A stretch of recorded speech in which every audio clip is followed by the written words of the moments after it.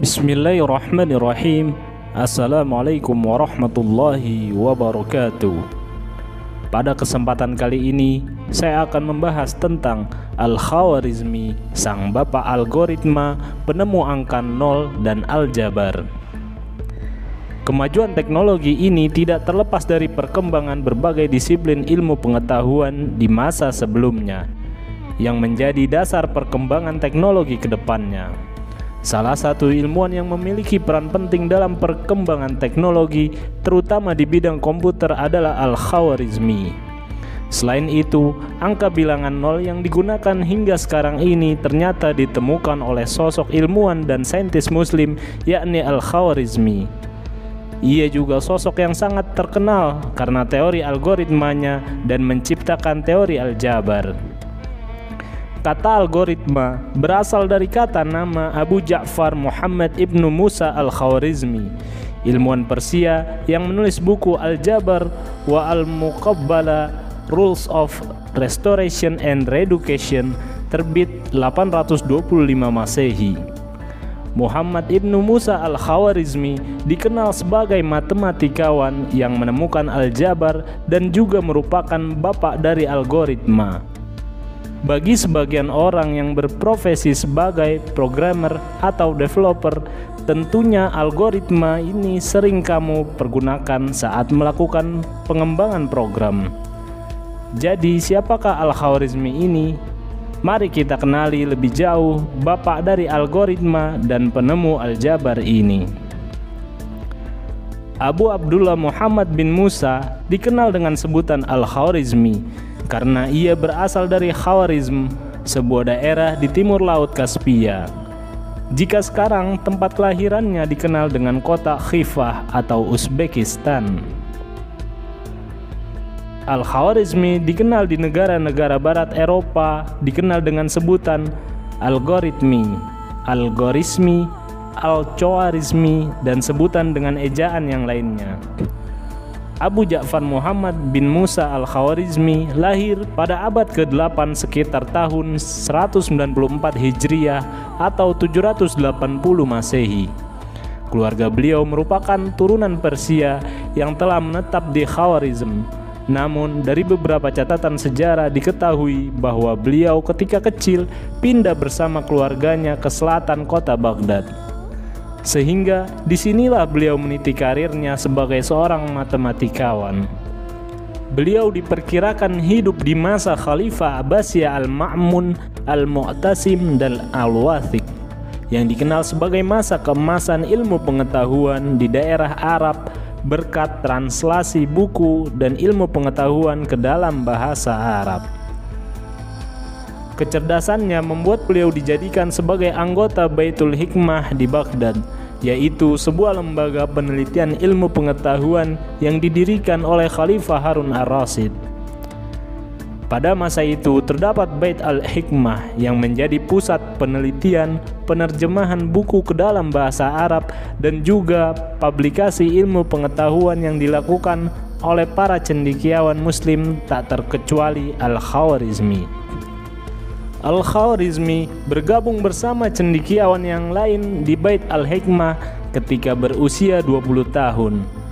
Semasa hidupnya, beliau bekerja di sekolah kehormatan yang didirikan oleh Khalifah Al-Ma'mun. Di sanalah beliau banyak menulis berbagai gagasan dan mempublikasikan buku ilmu pengetahuan baik di bidang matematika, astronomi, sejarah maupun geografi, termasuk mempelajari terjemahan literatur Sanskerta dan Yunani. Karya pertama beliau dipublikasikan dalam buku Al-Jabar. Buku tersebut merupakan buku pertama yang menjelaskan solusi sistematik dari linear dan notasi kuadrat. Berkat karya tersebutlah beliau dijuluki sebagai Bapak Al-Jabar. Selain itu, buku tersebut juga membawa kontribusi dalam kebahasaan. Kata Al-Jabar berasal dari kata Al-Jabr yang tercantum di dalam bukunya. Hasil pemikiran beliau dalam buku Al-Jabar dianggap sebagai revolusi besar dalam bidang matematika. Beliau berhasil mengintegrasikan konsep-konsep geometri dari matematika Yunani kuno ke dalam konsep matematika yang baru. Pemikirannya menghasilkan sebuah teori gabungan yang memungkinkan bilangan rasional, irasional, dan besaran-besaran geometri diperlakukan sebagai objek-objek aljabar. Al-Khwarizmi juga berkontribusi terhadap cabang aritmatika. Hasil pemikirannya mengenai bidang ini dituangkan dalam karyanya yang berjudul Kitab Al-Jama' wal Tafriq bi Hisab Al-Hind. Kitab tersebut dikenal sebagai buku ilmu pengetahuan pertama yang ditulis menggunakan sistem bilangan desimal. Teori yang dibahas dalam buku tersebut merupakan titik awal penyeimbang ilmu matematika dan sains, dan dari buku tersebut juga cikal bakal dari algoritma muncul. Di belahan Eropa, karyanya banyak ditranslasikan ke dalam bahasa Latin sebagai algorismi, Al-Khwarizmi, sehingga di literatur barat Al-Khwarizmi dikenal sebagai algoritm. Sebutan inilah yang kemudian digunakan untuk menyebutkan konsep algoritma yang ditemukannya perhitungan logaritma yang sekarang banyak dipergunakan secara luas, terutama di bidang komputer atau sains dan engineering yang berasal dari hasil pemikiran beliau. Selain itu, matematika biner yang digunakan dalam program juga didasarkan oleh konsep algoritma Al-Khwarizmi. Perkembangan yang semakin maju bagi komputer digital dan programnya tak terlepas dari pemikiran beliau yang menjadi gerbang kemajuan. Kata algoritma sendiri yang kita kenal sekarang merupakan kata yang diambil dari kata algorismi yang dilatinisasi dari namanya. Ilmu pengetahuan matematika pada dasarnya sangat berperan dalam pengembangan komputer dan teknologi dari dahulu hingga sekarang, dan peran itu tidaklah sedikit melainkan sangatlah besar, dan itu tak terlepas dari peran Al-Khwarizmi di dalamnya. Kendati demikian, namun sedikit yang mengenang jasa dari Al-Khwarizmi. Algoritma tidak bisa terlepas dan selalu berdampingan dengan perkembangan teknologi yang saat ini semakin maju. Bahkan untuk teknologi kecerdasan buatan sekalipun tak dapat pintar tanpa sistem algoritma dalam pemrogramannya. Menurut David Berlinski dalam bukunya yang berjudul The Advent of the Algorithm, The Idea That Rules the World, mengatakan dua gagasan terbentang gemerlap di atas Bludru. Yang pertama adalah kalkulus, yang kedua algoritma. Kalkulus adalah gagasan yang memungkinkan sains modern menjadi mungkin. Algoritma adalah gagasan tentang prosedur yang efektif yang memungkinkan dunia modern menjadi mungkin. Di samping algoritma, salah satu kontribusi yang dilakukan oleh Al-Khwarizmi yang cukup besar untuk perkembangan bidang komputer adalah memperkenalkan angka 0 dalam sistem penomoran Arab, yang nantinya diadaptasi pada bidang komputer. Angka 0 sendiri merupakan bagian yang ada dalam kode biner dan merupakan dasar dari pembentukan program komputer. Angka 0 sendiri digunakan kembali oleh George Boole, seorang ahli matematika dan logika asal Inggris, untuk merumuskan aljabar Boolean.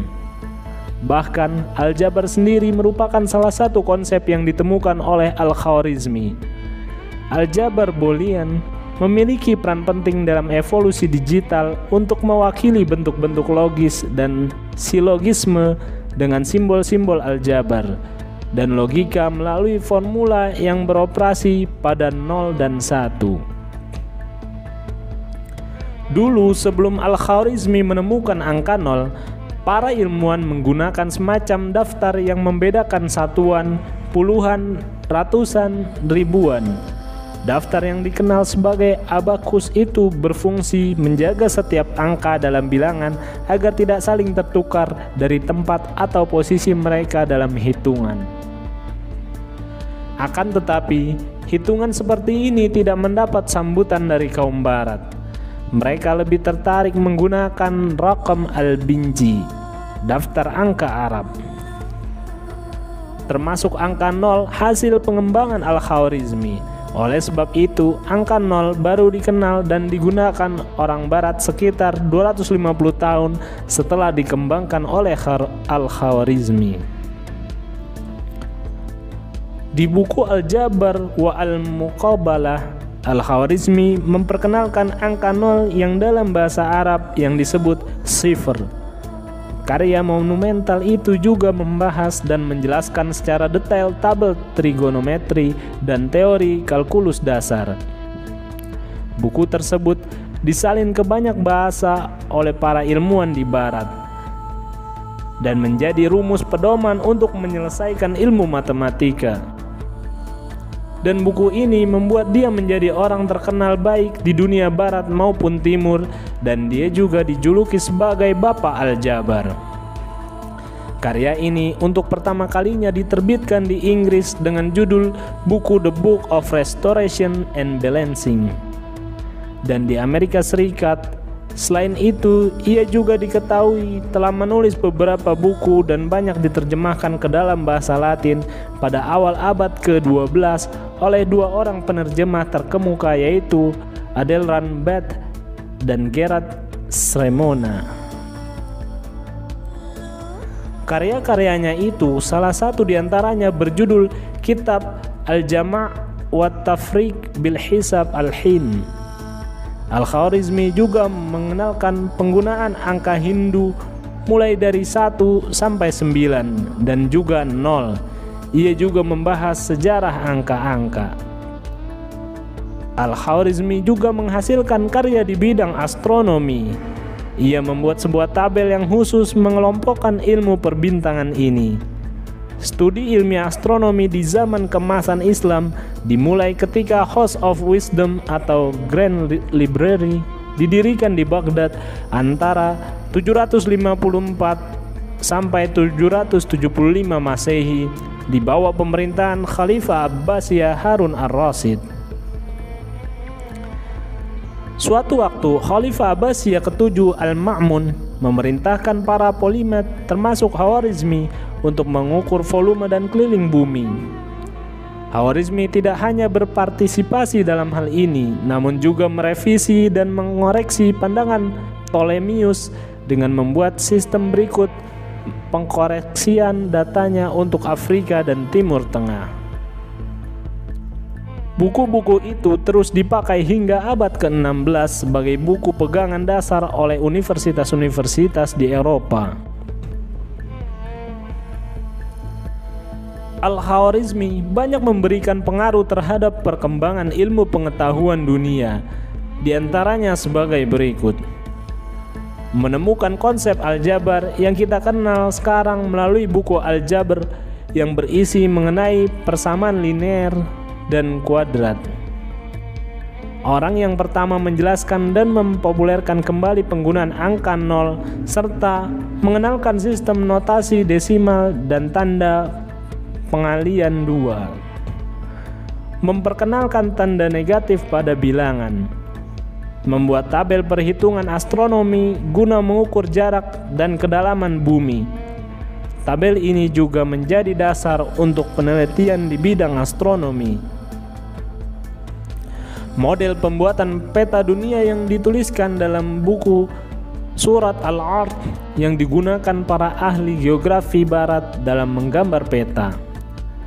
Menemukan konsep alat penunjuk waktu dengan bayangan sinar matahari dalam buku Sundials. Menemukan konsep dasar algoritma melalui pembahasan aturan-aturan melakukan aritmetika menggunakan bilangan Hindu Arab dan solusi sistematis. Selain terkenal di bidang matematika, Al-Khwarizmi juga ahli di bidang geografi dan praktisi astronomi. Bahkan karyanya di bidang astronomi yang berjudul Zij al-Sindin adalah karya terpenting hingga saat ini. Bahkan ahli ilmu aljabar dunia Leonardo Fibonacci dari Pisa pun mengaku berhutang pada Al-Khwarizmi.